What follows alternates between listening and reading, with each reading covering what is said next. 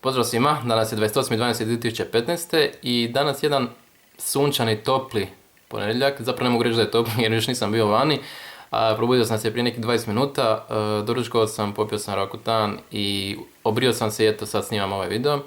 Dakle, prošlo je 10 dana na Rakutan tabletama, mogu reći da sam poprilično zadovoljan sa trenutačnom situacijom. Nadam se da ću biti još zadovoljniji u tjednima koji dolaze. Situacija je poprilično dobra, sva sreća pa imam ovaj alarm uvijek u isto vrijeme jer inače bi možda čak nekad i zaboravio popiti Rakutan, što je dosta dobar pokazatelj toga da nuspojave su gotovo nikakve, što je dobro.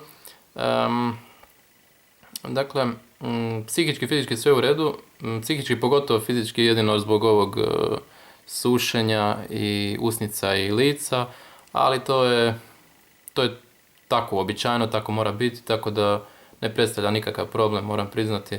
A i to sušenje nije toliko intenzivno kao inače, tako da stvarno nemam se zašto požaliti. Eto, sad se približiti i zoomirati, samo malo, evo ga, malo ću nakrenuti da se bolje vidi. Eto ga, znači,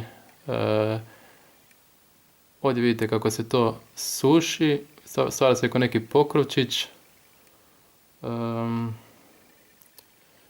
Usnice su mi malo ispucale, ali ok.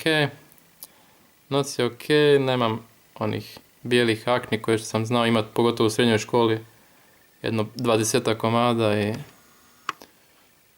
brada je malo crvena. Evo, desna strana lica je malo lošija, ne malo nego čini se malo više od lijeve. Tu imam dva problema, ali ne bole, neću dirati, ali ne bole. Ovaj tu isto ne boli, ovo tu je ok. Eto, čelo isto dobro.